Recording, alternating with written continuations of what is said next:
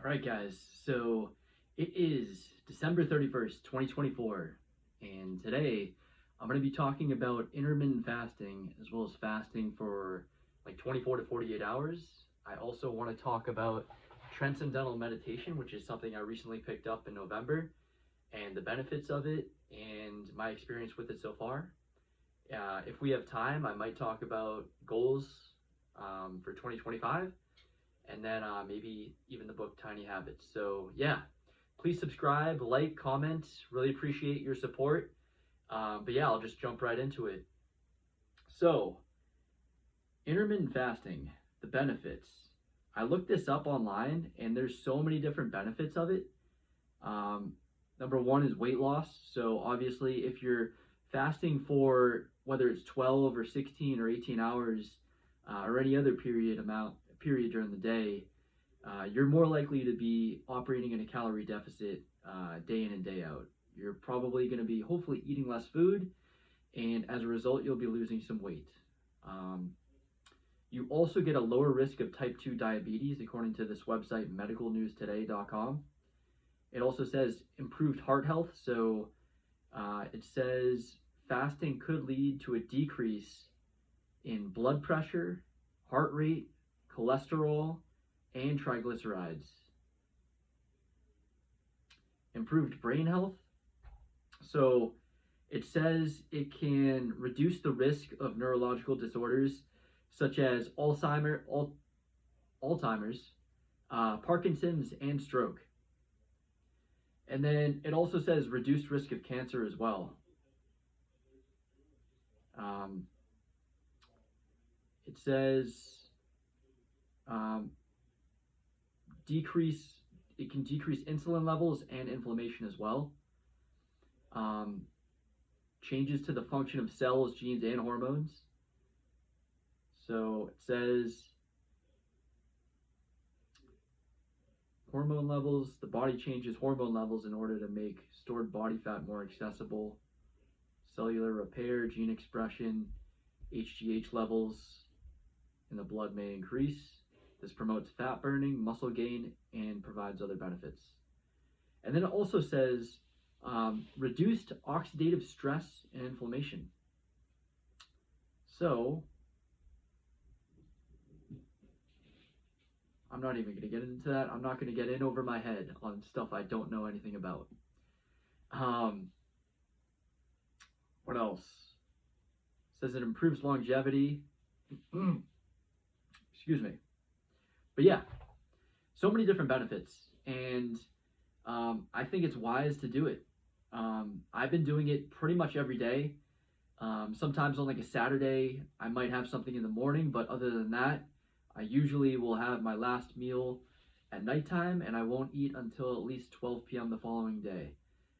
So I'm probably doing anywhere from like a 12 to 16 hour fast daily, which isn't that difficult to be honest.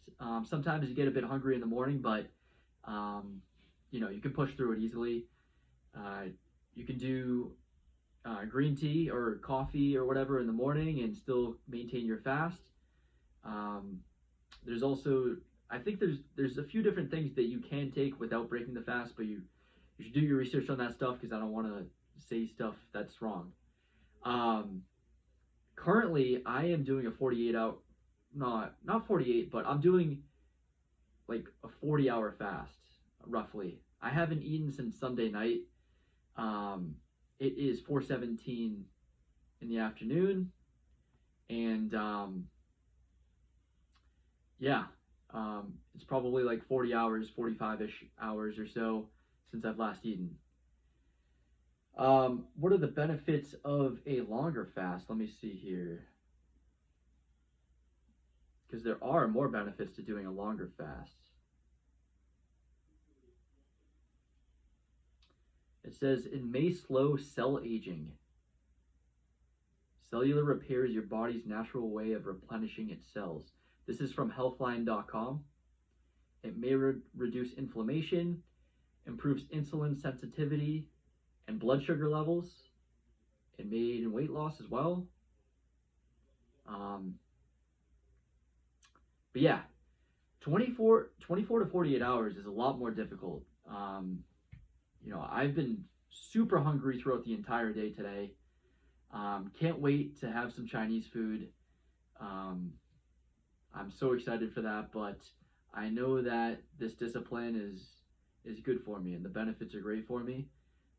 If you do plan on doing like a much longer fast, like whether it's 72 or even a week or longer, like definitely do your research. Be careful with that because you don't want to be hurting your health. You want to be doing stuff to obviously benefit yourself. And I know that intermittent fasting is good for you. Doing a 24 to 48-hour fast, I think like once a week or once a month is good, but definitely consult your doctors. I'm not a healthcare professional. Do your research. But yeah, I'm definitely a huge fan of both. So I want to move on now. I want to talk about meditation, specifically transcendental meditation. You might have heard of it before. Um, I started looking into it a little bit more, I want to say around October. And I saw some videos online, and specifically Jerry Seinfeld, who I'm a huge fan of, is a big advocate of, I guess you would say advocate of transcendental meditation. He is a huge supporter of it. He's been doing it apparently for like something like 40 years, um, since the 70s. So over 40 years, I guess. He said he would do it all throughout the show Seinfeld, and the biggest benefit for him, and I concur, is that it energizes him. It's like getting an extra like 4 hours of sleep. Only it's like yeah, it's even better than sleep in some aspects. Um, that's been the biggest benefit that I've found from it is just the energy.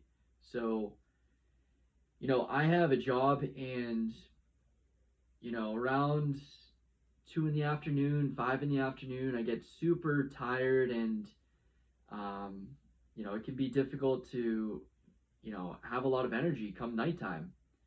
Um, and so this has been a great way for me to handle that. In the past, I've gone for runs to get my energy levels up. I've thought about doing some jumping jacks and stuff like that, or even taking a nap. But taking a nap can take like 2 or 3 hours for me at least, and it's just not the best use of my time, uh, a lot of the time. So this has been great. And how transcendental meditation works is you have a word that you repeat to yourself, over and over again, and you do this for approximately 20 minutes. You can do it for less. You can do it for more if you want. Um, and you're supposed to just focus on that. And this is gonna have you kind of go just, I don't know. It's just like there's scientific benefits to it. There's a lot of studies on it. I need to go through the course. Um, when I signed up, it costed like $480, but I think it's well worth it. Like all the benefits that you get and just health benefits. Let me just look up exactly what it says here. I'm on clevelandclinic.org, and it says lower blood pressure. It's been shown to reduce high blood pressure, an improvement in sleep, pain management or distraction from pain. Mental health benefits include a reduction in stress, anxiety, and depression, management of post-traumatic stress disorder, improvement of self-esteem, cognitive benefits, increased productivity, performance, and problem-solving skills, enhanced creativity, intelligence, and awareness, improved energy, focus, and memory. Emotional benefits are enhanced clarity of thoughts and feelings, increased compassion and gratitude, improved quality of life, and inner peace. Wow, that was a lot of benefits. Guys, if you could take a pill that would give you all that, would you do it? Well, you can with transcendental meditation. A lot of people have said very similar things about exercise. Um, can't, oh, I do remember his name, Dr. Peter Attia. He said, a lot of the benefits of exercise, if you could take that in a pill, you would do it in a heartbeat. But like, there's so many benefits of exercise, just like there's so many benefits of transcendental meditation. And it's recommended to do it 10 to 20 minutes. Well, actually 20 minutes twice a day. But you can do it less, you can do it more, as I said before. I usually do it around 12-ish in the afternoon, and then I'll try to do it later in the afternoon around like 5 o'clock usually, sometimes 5:30. But you can do it earlier.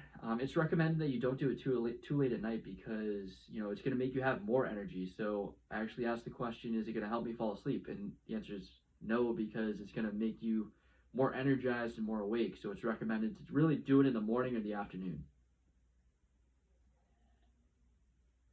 I need to be more consistent with it myself. I usually just do it once a day. Or when I have been doing it, I've been doing it once a day. I need to be a lot more consistent with it, to be honest. But yeah, it's been a great practice that I've incorporated into my life since November, and I'm excited to continue doing it. Now, I do want to talk about 2025 goals.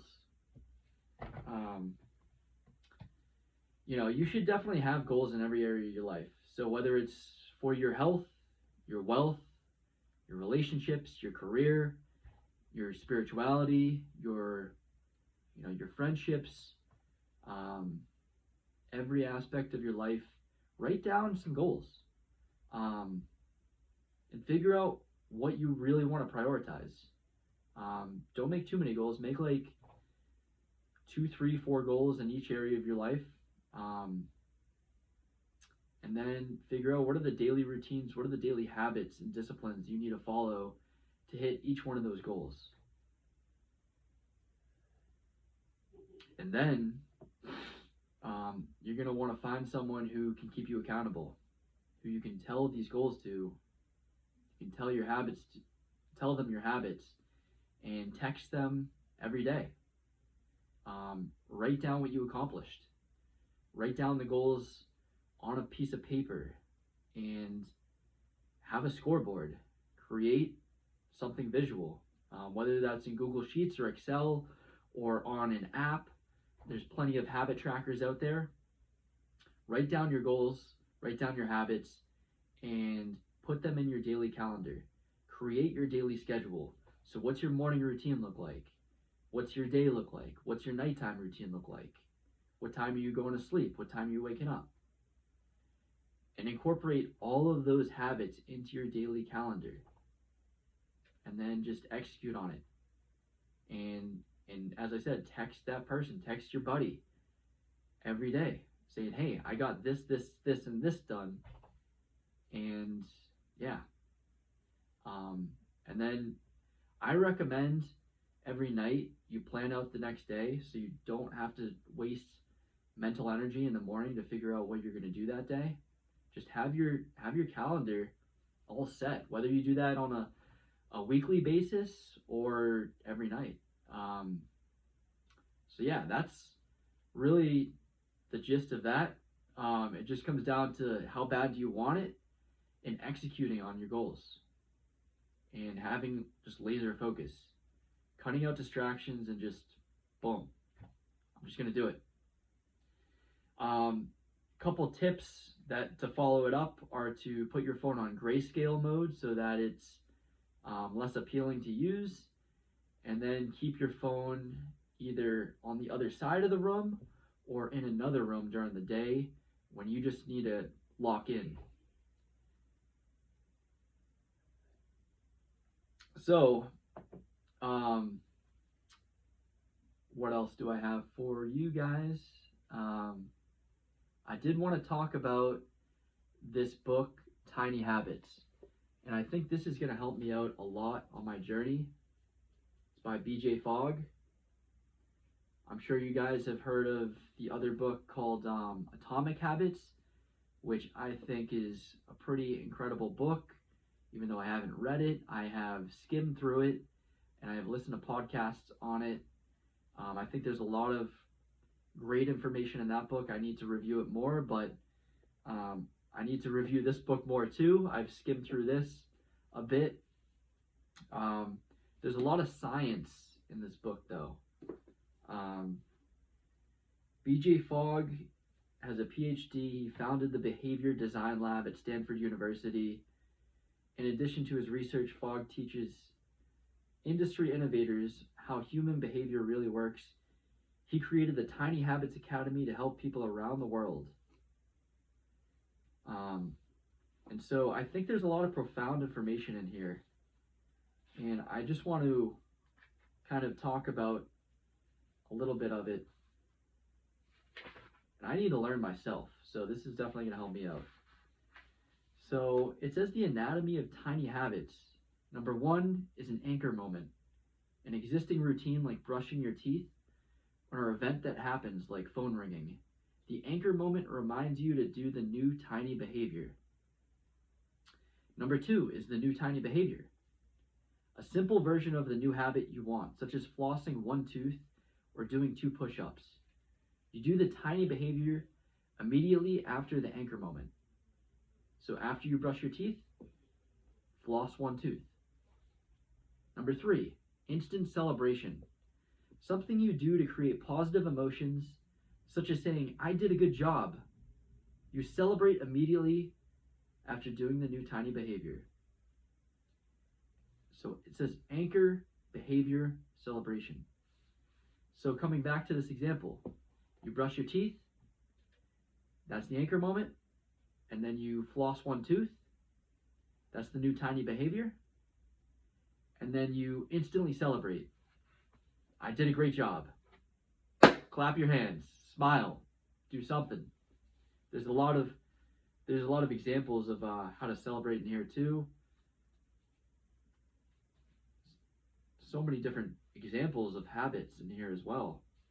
It says tiny habits for new managers, tiny habits for caregivers, tiny habits for active older adults, for better sleep. Jeez, the appendix is chock full of great things to do in life. But there's a lot of science behind this, and I really need to incorporate this into my life.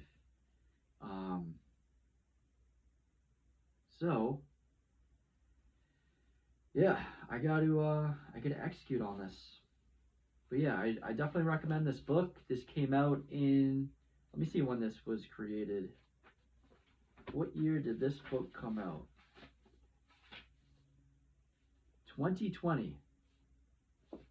4 years ago. Anyways, definitely recommend this book. I do have another book here. Maybe I'll talk about this in another video. It's called The 7 Spiritual Laws of Success by Deepak Chopra, a practical guide to the fulfillment of your dreams. But yeah, guys, let's go. Let's make 2025 a phenomenal year. You guys got it. Yeah, just execute on your goals, and we're all responsible. We're not victims. We got this. But yeah, please subscribe, like, comment. Really appreciate you guys. Have a good one.